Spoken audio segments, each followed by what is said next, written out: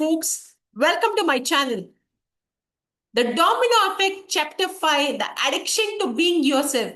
The cave you fear to enter holds the treasure you seek. Joseph Campbell. There is a paradox at the heart of human transformation. The very identity that you want to change is also the identity that you are unconsciously addicted to maintaining. Your personality, with all its limitation and self-defeating patterns, feels like any attempt to change feel like a threat or a threat to yourself, even when that change would improve your life dramatically. This addiction to being yourself operates below conscious awareness, creating powerful forces of resistance that sabotage your best intentions.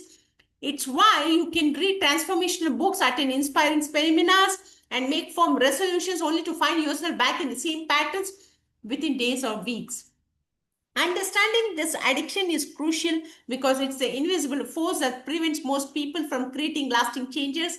Once you recognize how it operates, you can work with it instead of against it, making transformation feel natural instead of threatening. The neurobiology of identity. Your sense of self is not a fixed identity or an entity, it's a collection of neural networks that have been strengthened through repetition. Every time you think, feel, and act in familiar ways, you fire and wire the neural circuits that create your sense of identity. From your brain's perspective, your identity is a survival mechanism. It's a collection of automatic responses that have kept you alive and helped you navigate your environment. Your brain does not distinguish between patterns that serve you and the patterns that limit you. It simply maintains the patterns that feel familiar and safe. This is why changing your identity feels so difficult. Your brain interprets any deviation from familiar patterns has a potential threat to survival. It activates stress responses designed to pull you back into known territory, even when the territory is limiting or painful. The comfort of familiar suffering. One of the most counterintuitive aspects of human psychology is that we often prefer familiar suffering to unfamiliar joy. The known, even when it's painful, feels safer than the unknown, even when it holds tremendous promise. This preference for familiar suffering creates what we might call comfort zone addiction. Your comfort zone is not necessarily comfortable. It's familiar. It's simply familiar. It's a collection of thoughts, emotions, and behaviors that feel like you, regardless of whether they serve your highest good. Many people unconsciously choose limitations over expansion, struggle over ease, and problems over solutions because these patterns feel more authentic to their conditioned identity. They have become so identified with their struggles that they can't imagine who they would be without them. The biochemistry of emotional addiction. Your emotions are not just psychological experiences, they are biochemical events that flood your body with specific neurotransmitters and hormones. When you experience an emotions repeatedly, your body becomes accustomed to that chemical cocktail and begins to crave it. This creates what we might call emotional addiction. If you have spent years experiencing stress, anxiety, anger, or sadness, your body has become chemically dependent on those emotional states. At a cellular level, you are literally addicted to feeling bad. This biochemical addiction is one of the most powerful forces maintaining your old identity. Even when you consciously want to feel better, your body craves the familiar chemical states associated with your historical emotions. This creates internal conflict where your mind wants to change, but your body resists. The stories that binds us. Your identity is largely composed of the stories you tell you about yourself, who you are, what you have experienced, and what's possible for your life. These stories become so familiar that they feel like facts rather than interpretations. Common identity stories include: I am not good with money, I am not a morning person, I am not lucky in love, I am not creative, I am not identified, I am not confident, I am not a type of person who. These stories are not objective truths, they are learned interpretations that have been reinforced through repetition, but because they feel so true, they create powerful resistance to change. Any behavior that contradicts these stories feels inauthentic or impossible. The addiction to being yourself is largely an addiction to your familiar stories. These narratives provides a sense of continuity and predictability in an uncertain world. They tell you who you are, what to expect, and how to respond to various situations. The social reinforcement of identity. Your identity is not just maintained by your own patterns, it is reinforced by the people around you. Your family, friends, and colleagues have expectations about who you are, how you behave. When you begin to change, these expectations can create social pressure to return to your old patterns. This social reinforcement happens in subtle ways. Family members might express concern about your sudden changes. Friends might also, the friends might make jokes about your new behaviors. Colleagues might resist your new ways of working. People might give you feedback that reinforces your old identity. This social pressure can be particularly challenging because it feels like evidence that your changes are wrong or inauthentic, but it's actually a natural response to identity change. When you evolve beyond your old patterns, it can threaten others' sense of stability and predictability. The fear of success, one of the most surprising aspects of identity addiction is the fear of success. Many people unconsciously sabotage their success because achieving their goals would require them to become someone different from who they have always been. Success fear manifests in various ways: procrastination on important objects, self-sabotage when things start going well, discomfort with recognition or or praise or pace, anything it may be. Imposter syndrome when experiencing especially success, creating problems or crisis to return to familiar struggle. This fear is not really about success itself, it's about the identity change that success would require.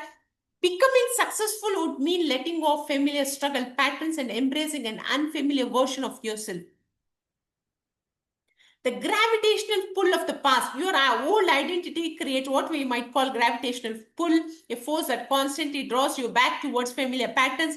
This pull operates through various mechanisms. Neurological momentum, your brain prefers to use established neural pathways rather than create new ones. It takes significantly more energy to think, feel, and behave in new ways than to default to automatic patterns. Emotional familiarity. Your body craves the familiar chemical states associated with your historical emotions, creating physical urges to return to old patterns. Cognitive consistency. Your mind seeks consistency between your self concept and your behavior. When you act in ways that contradict your identity stories, you experience cognitive dissonance that motivates a return to familiar patterns. Social expectations. The people around you have expectation about who you are, creating external pressure to maintain familiar behaviors. Breaking the addiction cycle. Breaking free from identity addiction requires a multifaceted approach that addresses the neurological, biochemical, psychological, and social factors that maintain old patterns. Step one, recognize an addiction or recognize the addiction. The first step is to simply recognizing that you are being addicted or to addicted to being yourself. This is not a character flaw or a moral failing. It's a natural function of how the brain maintains identity. Awareness of the addiction reduces its unconscious power over you. Step two, understand the payoffs. Every addiction has payoffs. Secondary benefits that maintain the pattern. Common payoffs of identity addiction includes the comfort of familiarity, avoidance of responsibility for change, sympathy or attention from others, excuse for not taking risks, sense of consistency and predictability. Identifying your specific payoffs helps you understand why your unconscious mind resists change. Step 3, create dissonance with old patterns. You must create enough discomfort with your old patterns that maintaining them becomes more painful than changing them. This involves clearly seeing the cost of maintaining old patterns, feeling the pain of limitation and stagnation, recognizing how old patterns prevent you from reaching your potential, understanding the impact of your patterns on others. Step 4, making the new identity a more attractive. While creating dissonance with old patterns is important, it usually and also equally crucial to make your new identity more attractive than your old one. This involves clearly defining who you want to become, feeling the emotions associated with your new identity, visualizing the benefits of transformation, connecting with the deeper meaning and purpose of change. The domino effect and identity change. The domino effect is particularly powerful for identity change because it works with the brain's natural learning processes rather than against them. Instead of trying to completely overhaul your identity overnight, which triggers massive resistance, you make small changes that gradually shift your self-concept. Each small aligned action serves as evidence that you are becoming the person you want to be. This evidence accumulates over time, Creating a new identity story that feels authentic and sustainable. The key is to make each change small enough that it does not trigger identity threat responses. For example, instead of trying to become a successful entrepreneur overnight, you might start by identifying as someone who takes action on business ideas. This small identity shift can support behaviors like researching market opportunities, writing business plans, or networking with other entrepreneurs. As you consistently act from this new identity, it becomes more familiar and automatic. You are literally rewiring your brain to support a new version of yourself. The old identity patterns gradually weaken while new patterns strengthen. Practical strategies for identity evolution. Strategy 1, identity bridging. Create bridge identities that connect your current self to your desired future self. For example, current identity, I'm bad with money. Bridge identity, I'm learning to be good with money. Future identity, I'm excellent with money. Bridge identities make changes feel more natural and less threatening to your current self concept. Strategy 2, micro commitments. Make commitments so small that they do not trigger identity resistance. For example, instead of I'm going to work out every day, try I'm going to do one push up every day. Instead of I'm going to meditate for an hour, try I'm going to meditate for 1 minute. Instead of I'm going to completely change my diet, try I'm going to eat one healthy meal per day. These micro commitments create evidences of changes without triggering identity threat responses.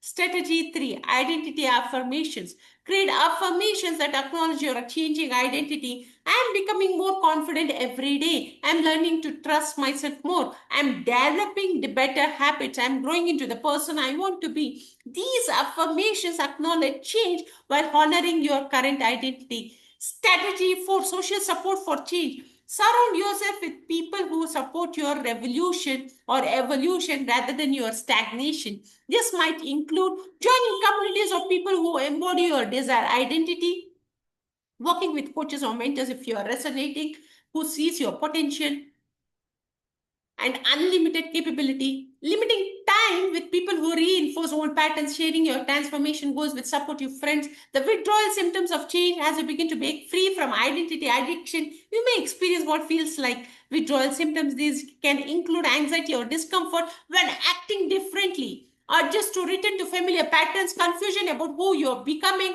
resistance from others to your changes, temporary loss of motivation or clarity. These symptoms are normal and temporary. They are signs that your old identity is losing its grip and your new identity is still forming. The key is to persist through this transition period without abandoning your transformation efforts. The liberation of authentic identity while breaking free from identity addiction can be challenging. It's ultimately profoundly liberating when you're no longer imprisoned by limiting self concepts. You become free to express your full potential. You stop being a victim of your conditioning and become the conscious creator of your life. This liberation does not mean abandoning all aspects of your identity. It means choosing which aspects to maintain and which to evolve. You become the author of your own identity story rather than a character trapped in someone else's narrative.